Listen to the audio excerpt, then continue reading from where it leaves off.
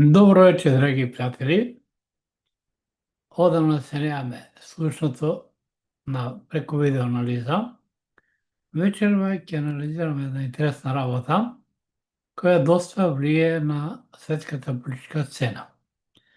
Потврдно изборот за градоначелник на Њујорк на Зорхан Мандани, кој е некој потекло ама муслиман, и неговата изјава евреите надвор од Њујорк.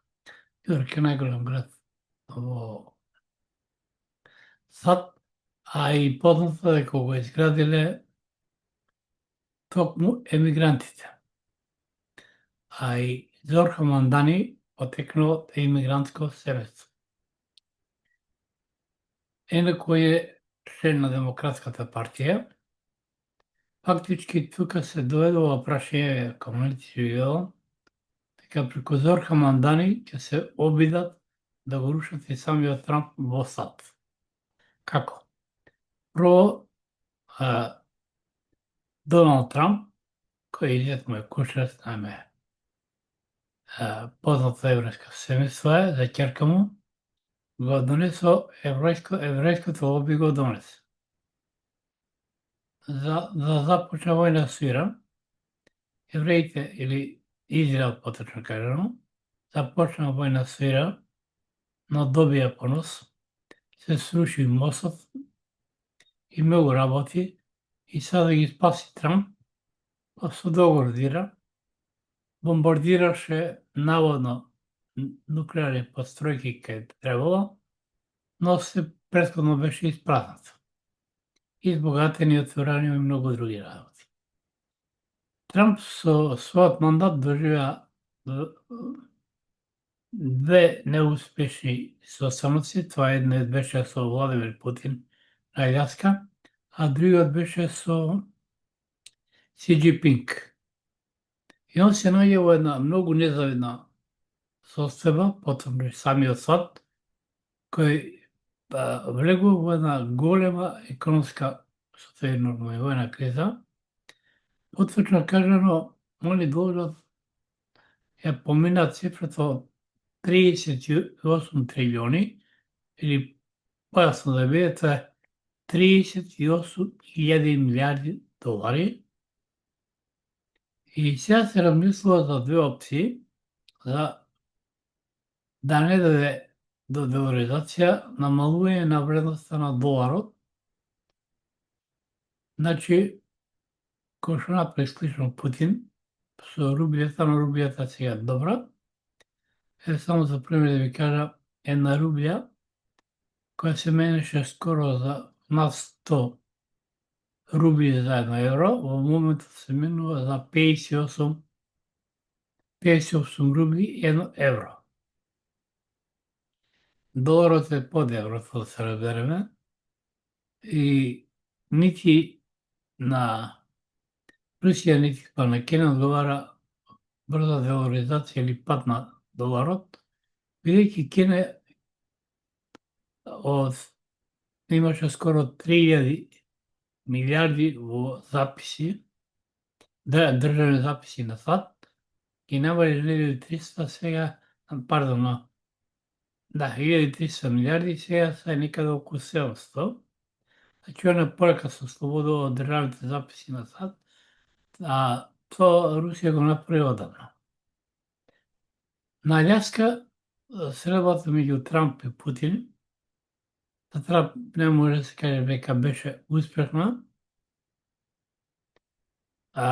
за Путин да, без разлика они се што уведува санкција на Лукойл и како се викаше компанија ќе просите руска нафтена, и забрана наводно санкција уведено, САД не веќе од нити економска сила број 1, нити пак воена.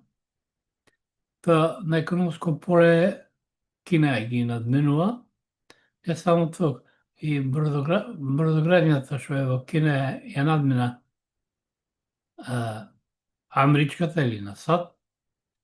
Они веќе владеат со морењата, прават и најголем носач направија токму во Кина, и не дозволуваат веќе американците да се шетаат по Јужното Кинеско море и тука идуваат и на Пацифик, а и војно се доста силни. Со помош на Русија добија и хиперсонично и надзвучно оружје, што сад се уште го нема.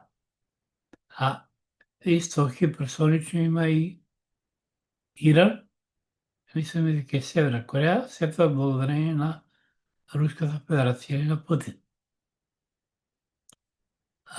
Но да се вратам на темата, Зохро Мандани со најавата и веднаш стана зад палестинците, а тоа на демократите и одговара, зошто одговара, бидејќи и они сега ќе се спратат против еврејското лоби, а со тоа и против Израел, бидејќи Израел живее од буџетот на САД, дека од 5 до 10 милиарди добиваат. Зошто? Бидејќи поради рушење на Трамп, а Трамп го држи еврејското лоби и демократите ќе се срушат, значи ќе се спратат против еврејското лоби, ќе го подрежат Зорхан, а Зорхан е градачек на Њујорк, еден од најголемите, без разлика што Трампу се заканува. Интересна работа беше и средбата на Трамп со Си Џинпинг, значи председател на Кина, и на Комунистичката партија на Кина, кај ми се исто тоа. Требаше средата да биде околу 2,5 часа, но дали беше саат и пол, кинезите или Кина одлучи да им купи нешто од сојата, она више не зависи, интересна работа за Кина,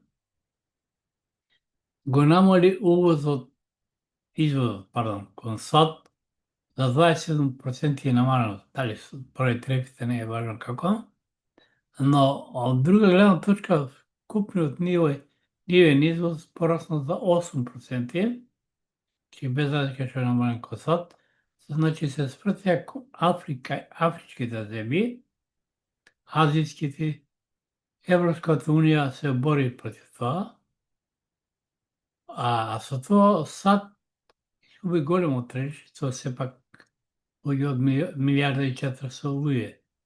1,4 иако е доста старо население кинеското, поради тој закон што го има за едно дете, многу кинези тогаш иселува поради второ дете. Интересна работа исто на средбата меѓу Си Џинпинг и Трамп не дојде воопште, не се разговараше за Тајван. Сад званично нема да го признаено, они признаваат една држава Кина, не две. Друга е Канадското Порковски што го направи. Значи, веќе полека еврејското лоби ќе губи моќта во САД, а тоа е и благодарение на кинезите. Зошто се ќе ви кажам? Кина ја купи, мислам многу пати го кажа моите видеоанализи, најстарата чикашка берза, тоа време 150 години стара, значи сега е може измеѓу 160-170 години. А исто ги натера евреите, или еврејското лоби, поточно банкарското лоби, народ се рокара, а главната берза што беше во злато, во Лондон, сега е префрлена во Кина. Значи, економски ги држи во шака. И оно што се случи у САД не е добро за цел свет, баро на економско поле.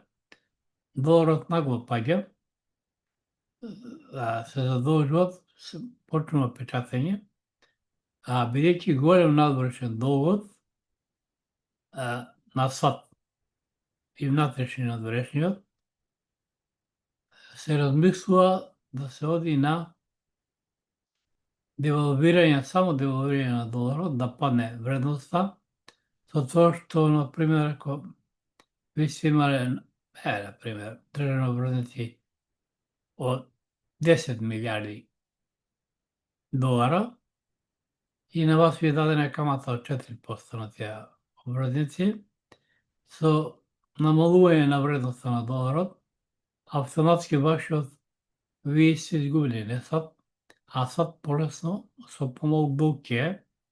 Значи, тоа слично направи Путин со рубљата, а после гарантираше со злато.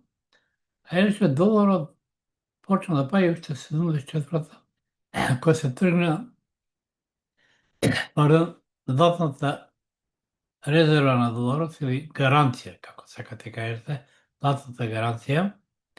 После се отиде на петродоларот и со Саудитска Арабија има 50 години договор за да се тргува нафтата во долари, но сега сите тргуваат во своји валути и Саудитска Арабија, например, на Кина им продаваше нафта во јуани, Русија со Индија во рупии и така натаму.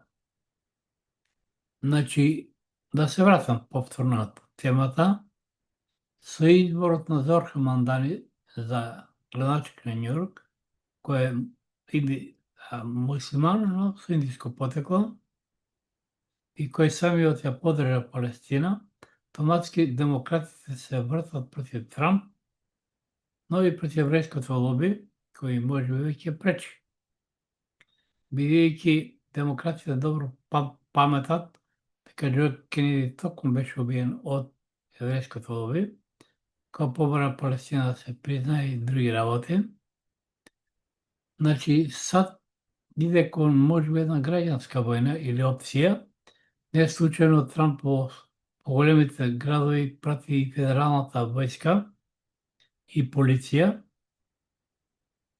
Значи, тука предстои негови работи и не случајно и Кина се брза да ги се ослободи од државните врзници на САД.